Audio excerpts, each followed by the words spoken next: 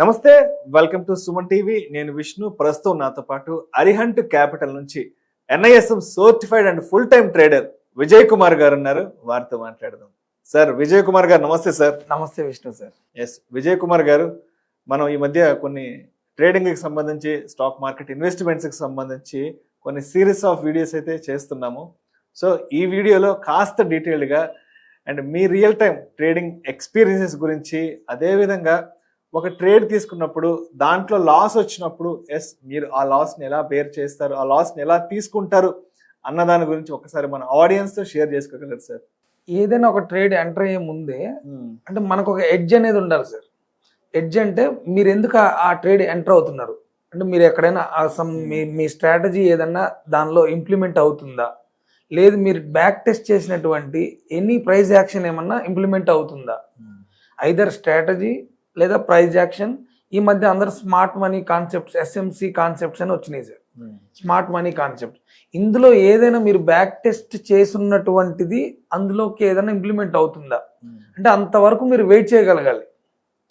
ట్రేడింగ్లో ఈ స్ట్రాటజీస్ కంటే ఎడ్జ్ ఒకటి. ఎడ్జ్ మీన్స్ అంటే మీ పేషెన్స్ ఎక్కువ వర్క్ చేస్తుంది సార్. అప్ అండ్ డౌన్ జరిగేటటువంటి మార్కెట్స్లో, హైలీ ఫ్లక్చువేట్ ఉండేటటువంటి మార్కెట్స్లో మీరు డౌన్ అయినప్పుడు మీరు ఆ పొజిషన్లోకి ఎంటర్ అయ్యారు. అప్ అండ్ డౌనే కదా సార్ అయ్యేది. Either up side, either down side, లేదా ఎటు కదలకుండా ఉంటుంది. ఇది మన నార్మల్ వేలో ఉంటుంది, స్టాగ్నెట్ అయి ఉంటుంది. టెక్నికల్ భాషలో చెప్పాలంటే ఏ మూమెంటం లేకుండా ఉంటుంది. ఇలా ఏ మూమెంటం లేకుండా ఉన్నప్పుడు నో ట్రేడ్. అప్ సైడ్ వెళ్తుంటేనేమో మనం బై సైడో లేదా కాల్ ఆప్షన్ బై చేయడమో ఏదో ఒకటి బై చేస్తాము. డౌన్ సైడ్ వెళ్తుంది, పుట్ ఆప్షన్ మన పొజిషన్స్ని సెల్ చేసుకొని కూర్చోడమో చేస్తాం. అంటే మీరు ఎంటర్ అవ్వడానికంటే ముందే మీకు ఒక ఎడ్జ్ కానీ, ఒక పేషెన్స్గా వెయిట్ చేసినటువంటి ఏదన్నా ఒక స్ట్రాటజీ, బ్యాక్ స్ట్రాటజీ కానీ వచ్చి ఉంటే మీరు ఆ పొజిషన్లోకి ఎంటర్ అవ్వాలి. ఎంటర్ అయ్యేటప్పుడు కూడా మీ దగ్గర ఉన్నటువంటి క్యాపిటల్లో 30 to 35% మాత్రమే ఒక్క ట్రేడ్ మీద మీరు డిప్లాయ్ చేయాలి మీ క్యాపిటల్ని. ఎందుకు, మీరు కొనగానే మార్కెట్లు మీకు అనుకూలంగా ఇవ్వాలని ఏం లేదు. Market never appreciate your depreciate. ఏది మీకున్నటువంటి డెస్పిరేషన్ని అప్రిషియేట్ చేయదు మార్కెట్ ఎప్పుడు. సిస్టంలోకి వచ్చినటువంటి మూవ్స్ని మాత్రమే ఆ మార్కెట్ రివార్డ్ చేసుకుంటూ వెళ్తుంటుంది. అంటే యాంగ్జైటీతోనో, ఫోమోతోనో, ఏదో జరిగిపోతుంది మార్కెట్లో, నేను ఫ్రీగా ఉన్నా, నేను ఖాళీగా ఉన్నా, ఏదన్నా ఒక ట్రేడ్లో నేను ఇన్వాల్వ్ అవ్వాలి అనేటువంటి ఒక మూడ్ స్వింగ్స్తోనో ట్రేడ్ తీసుకోకూడదు. ట్రేడ్ తీసుకోవడానికి ఒక బ్యాక్ టెస్టెడ్ ఇది వెయిట్ చేసాం, మనకంటూ ఒకటి వచ్చింది.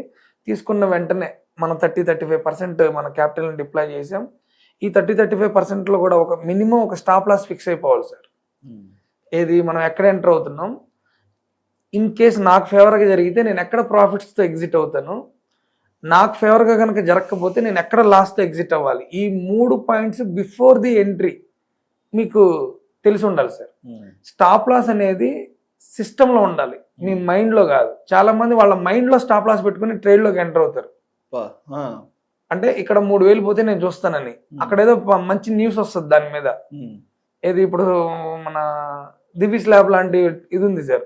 ఎవరో క్యాప్ పెట్టుకోలేదు, అమెరికన్ వాళ్ళ డ్రగ్ ని రిజెక్ట్ చేసింది, లేదంటే ఆర్డర్ క్యాన్సిల్ అయిపోయింది అని ఒక చిన్న న్యూస్ ఫ్లాష్ అవుతుంది అక్కడ. ఇక్కడ మనం సిస్టంలో పెట్టిన స్టాప్ లాస్ మనకి ఎగ్జిక్యూట్ అవ్వదు. Because you placed order in your mind, not in your system.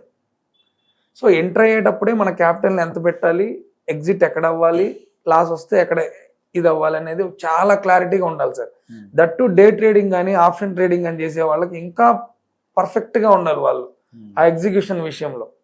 Back test చేసినటువంటి స్ట్రాటజీలు ఉండాలి వాళ్ళ దగ్గర, లర్న్ చేసినటువంటి కొన్ని స్కిల్స్ ఉండాలి, అన్నిటికీ మించి పేషెన్స్ ఉండాలి. Right right. అండ్ అదేవిధంగా మీరు చేసిన ద బెస్ట్ ట్రేడ్ గురించి కొంచెం ఎక్స్ప్లెయిన్ చేయండి సార్. బెస్ట్ ట్రేడ్ అంటే రీసెంట్ గా అందరూ ఈ ట్రంప్, ఈ టారిఫ్లు, వార్, ట్రంప్ ప్రెసిడెంట్ అయినప్పటి నుంచి చాలా మందికి మనీ లూజ్ అవుతున్నామని మనం కూడా న్యూస్ లో చూస్తా ఉన్నాం సార్. దట్టు నేను ఎక్కువ ఇంట్రాడేనే ప్రిఫర్ చేస్తాను సార్. నేను నా టీమ్, మన అరిహంత్ క్యాపిటల్ నుంచి టీం ఏదైతే ఉందో ఫ్యూచర్స్ ని బై చేయడం కానీ ఆప్షన్స్ ని బై చేయడం కానీ చేస్తాం. అంటే నేక్డ్ ఆప్షన్స్ అనమాట. నేక్డ్ ఇన్ ద సెన్స్ ఎక్కడ హెడ్జింగ్ పెట్టడం కానీ, బై సెల్ 2 చేయడం కానీ, ఇలా ఇంట్రాడే ట్రేడింగ్. అదే 90% of the people are losing in money అని చెప్పి మనకు సెబీ కూడా.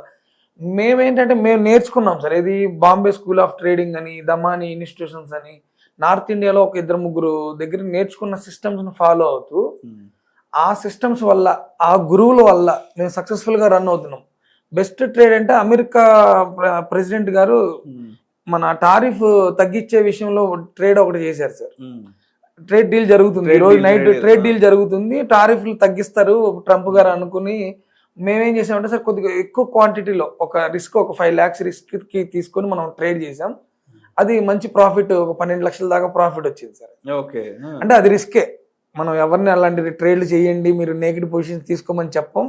అసలు టెక్నికల్ పర్సన్స్ మీతో లేకుండా, టెక్నికల్ గా మీకు ఎటువంటి నాలెడ్జ్ లేకుండా, బ్యాక్ టెస్టెడ్ స్ట్రాటజీ లేకుండా ఆప్షన్ ట్రేడింగ్ అనే జోలికే పోవద్దని చెప్తాం. మనం ఏదైనా ఉంటే మాతో అసోసియేట్ అయిన వాళ్ళు ఉంటే వాళ్ళకి ఏదో ఎడ్యుకేషన్ పర్పస్ కి చెప్తాం తప్ప.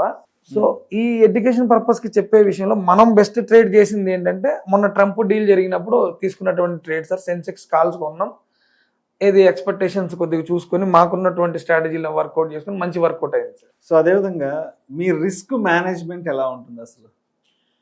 రిస్క్ మేనేజ్మెంట్ అంటే ఇదే సార్, మనకు చెప్పిన గురువులు చెప్పిన దాన్ని బట్టి ఒక ట్రేడ్లో 25% ఆఫ్ యువర్ క్యాపిటల్ కనుక మనం లూజ్ అవుతున్నాం అంటే, మేము ఎంటర్ అయినటువంటి ఆప్షన్స్ ఉందనుకోండి సార్, ఓ 30,000 రూపీస్ ఆప్షన్ని మేము క్యారీ చేసాం, ఒక 6 నుంచి 7,000 రూపాయలు కనుక మైనస్ అవుతుంటే మేము ఎగ్జిట్ అయిపోతాం.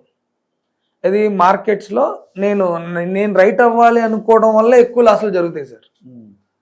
నేను రైట్ అవ్వాలి, మార్కెట్లో నేను ఎందుకు తీసుకున్న షేర్ ఎందుకు పెరగట్లేదు, నేను కొంటేనే మార్కెట్ పెరగదా అనే మైండ్ సెట్ ఉండటం వల్ల ఎక్కువ లాస్ అవుతూ ఉంటాం. మనం పేషెన్స్ గా వెయిట్ చేసాం, ఒక సెటప్ వచ్చింది మనకి, ఈ సెటప్ నాకు బాగుంది అనిపించింది, నేను ఎంటర్ అయ్యా, 30,000 తో ఎంటర్ అయ్యా, 6,000 రూపీస్ మైనస్ అయితే నేను ఎగ్జిట్ అయిపోతా. 3 to 4,000 ఆర్ 3 to 5,000 రూపీస్ కనుక ప్రాఫిట్ కనబడితే నేను ప్రాఫిట్ తో ఎగ్జిట్ అయిపోతా. అంటే my entry is very clear, my profit exit is very clear, my stop loss is very clear.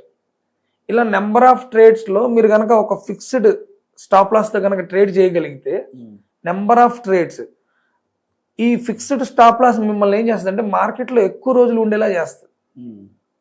ఎప్పుడైతే మీరు ఈ స్టాప్ లాస్ అనేది లేకుండా చేస్తారో, మీకున్న 1 లక్ష ఒక రోజులోనే పోవచ్చు, ఒక ట్రేడ్లోనే పోవచ్చు.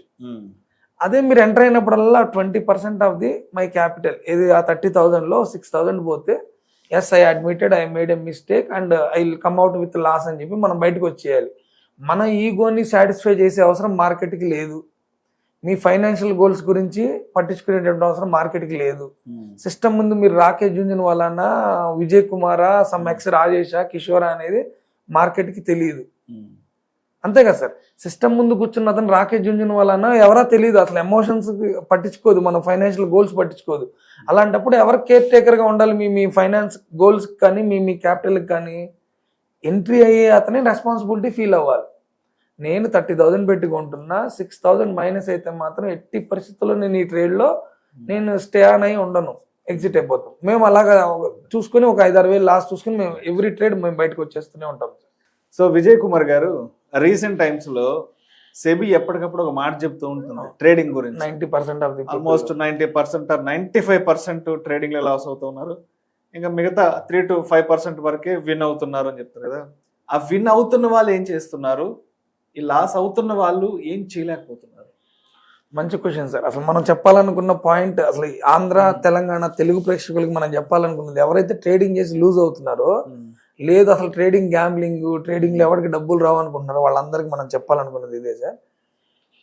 నార్త్ ఇండియాలో సక్సెస్ రేట్ ఎక్కువ ఉంది సార్. మనం యాక్సెప్ట్ చేసినా చేయకపోయినా Bombay, Gujarat, Madhya Pradesh, some north Indian states, what ever so called states అన్ని ప్రాఫిట్స్ లో ఉన్నాయి.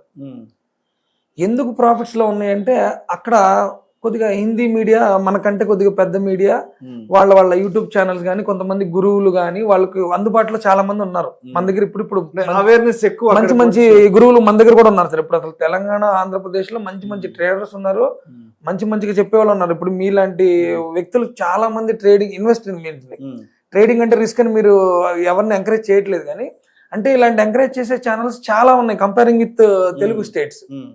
ఆ మెంటర్స్ ఫాలో అయ్యి వాళ్ళ ఛానల్స్ ను ఏదో మెంటర్షిప్ తీసుకొని సక్సెస్ అవుతున్న వాళ్ళు ఆ 5% లో ఉంటారు సార్. ఇంకొకటి, ఆల్ టుగెదర్ మీకు ఏ స్ట్రాటజీ అన్నా ఉండండి, ఏ గురువు అన్నా ఉండనివ్వండి, మీరు మాత్రం కంటిన్యూస్ గా లర్న్ చేసే కెపాసిటీ మీ దగ్గర కనుక లేకపోతే, మీరు డిసిప్లిన్ గా నేను ఉండలేను అని కనుక మీకు తెలిస్తే, మీరు వారం రోజులు ఒకే పని ఒకటే టైంకి నేను చేయగలను. నిద్ర లేవడం, జిమ్కి వెళ్ళడం, చదువుకోవడం, ఇవన్నీ ఒక షెడ్యూల్ ప్రకారం చేయగలిగేటటువంటి పర్సన్ అయితే, అంటే మీరు గనక వెల్ డిసిప్లిన్డ్ పర్సన్ అయితే మాత్రమే you can success in stock markets. అదేంటి నా డిసిప్లిన్కి స్టాక్ మార్కెట్కి సంబంధం ఏంటి, నా ఇష్టం వచ్చినట్టు నేను ఉంటాను. మనకు నిద్ర సరిగ్గా లేకపోయినా రేపు మార్నింగ్ అది ట్రేడింగ్ మీద ఎఫెక్ట్ పడింది సార్. మనకి ఈ రోజు నైట్ నిద్ర సరిగ్గా లేదు, రేపు మార్నింగ్ ట్రేడింగ్ ఎఫెక్ట్ అవుతుంది. మనకి ఇంట్లో ఏదో చిన్న డిస్టర్బెన్స్ జరిగింది, మన ట్రేడింగ్ మీద ఎఫెక్ట్ అవుతుంది. Stock market is all about number of human beings emotions sir. అదేం మ్యాథమెటికల్, లాజికల్, అర్థమెటిక్, ఇదేంటి ఇవన్నీ సైన్స్ అన్ని ఆల్ టుగెదర్ ఇవన్నీ ఎన్ని ఉన్నా అల్టిమేట్ గా హ్యూమన్ బీయింగ్ బిహేవియర్ మాత్రమే సార్. అందుకనే చూడండి 1970s నుంచి సక్సెస్ అయిన స్టాక్ మార్కెట్ లో ఉన్న వాళ్ళు అప్పుడు రాసిన బుక్కే ఇప్పటికీ పనిచేస్తుంది. 60s లో రాసిన బుక్స్ ఉన్నాయి సార్ కొన్ని, ట్రేడింగ్ ఇన్ ద జోన్ అని పీటర్ లించ్ రాసిన బుక్స్ కొన్ని. ఎందుకు ఉన్నాయంటే అప్పటికి ఇప్పటికి హ్యూమన్ బీయింగ్స్ ఒకళ్ళే. మామిడి పళ్ళు తింటే 4 పళ్ళు తిన్న తర్వాత 5వ పండు విరక్తి కలిగిద్ది మనకి. కంటిన్యూస్ గా ఏ పని చేసినా మనం అలసిపోతాము. మనల్ని నెగిటివ్ మాట్లాడితే మనకు కోపం వస్తుంది, పాజిటివ్ మాట్లాడితే మనకి ప్రేమ వస్తుంది. మీరు చూడండి యుగాల నుంచి ఈ ఎమోషన్స్ అయితే మారవు. లవ్, కోపం, భయము, ఈ ఎమోషన్స్ అన్ని కట్టగలిపి కోటాను కోట్ల ఎమోషన్స్ అన్ని కలిపి అక్కడ రిఫ్లెక్ట్ అయ్యేదే మనకు కనిపించేటువంటి క్యాండిల్ స్టిక్స్ బార్స్. మనం కనుక వెల్ పర్సనాలిటీ కాకపోతే you will never succeed in stock market sir. అందరూ నేను స్ట్రాటజీ నేర్చుకుంటా, నేను ఆయన దగ్గరికి పోతా, నేను ఈయన దగ్గరికి, ఎవరి దగ్గరికి పోయినా అల్టిమేట్ గా ఇక్కడ ఇదే రూమ్ లో 10 మందిని కూర్చోబెట్టి ఒక ట్రేడ్ కనుక చెప్తే 10 మంది 10 రకాలుగా బిహేవ్ చేస్తారు. అంటే ట్రేడింగ్ లో ఉన్నటువంటి మ్యాజిక్ చూడండి, అంత కష్టతరమైనది కాబట్టి ఈ 90% మందో 90% మందో ఫెయిల్ అవుతున్నారు. ఈ 10% మంది సక్సెస్ ఎలా అవుతారంటే సార్, మీరు ట్యాక్స్ పే చేసినటువంటి ఆప్షన్ ట్రేడర్స్ ఉన్నారు సార్. ఏదో నోటి మాటలతో చెప్పడం కాదు, వాళ్ళు ట్యాక్స్ ఫైలింగ్ చేసి నేను ఇదిగో ఇంత ట్యాక్స్ ఫైల్ చేశానని చెప్పేవాళ్ళు ఉన్నారు. విజయ్ కేడియా లాంటి ఇన్వెస్టర్స్ ఉన్నారు, రాకేష్ జుంజునవాలా లాంటి ఇన్వెస్టర్స్ ఉన్నారు. శ్యామ్ గారు అని బాంబే బ్యాంక్ నిఫ్టీ చేస్తాడు సార్ అతను. శ్యామ్ గారు అని ఐపీఎల్ లో one of the sponsor sir అతను. ఓన్లీ ఆప్షన్ ట్రేడింగే చేస్తాడు.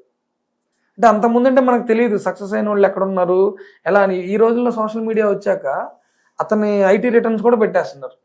రైట్. సో వీళ్ళు ఫెయిల్ అవడానికి రీజన్ ఏంటంటే మన psychology sir. Right. Thank you sir, thank you so much Vijay Kumar garu. Thank you. As ఒక ఫుల్ టైమ్ ట్రేడర్గా మీ ట్రేడింగ్ రొటీన్ ఎలా ఉంటుంది ఏంటి, అండ్ ఎప్పుడు కూడా సెబీ చెప్తున్నట్లుగా ఈ స్టాక్ మార్కెట్లో 95% పీపుల్ లాస్ అవ్వడానికి గల కారణం ఏంటి, ఆ rest of the 5% people win అవ్వడానికి ఉన్నటువంటి వాళ్ళ దగ్గర ఉన్నటువంటి స్ట్రాటజీస్ ఏంటి అన్న దాని గురించి చాలా చక్కగా తెలియజేశారు sir. Thank you so much Vijay Kumar garu. Thank you sir.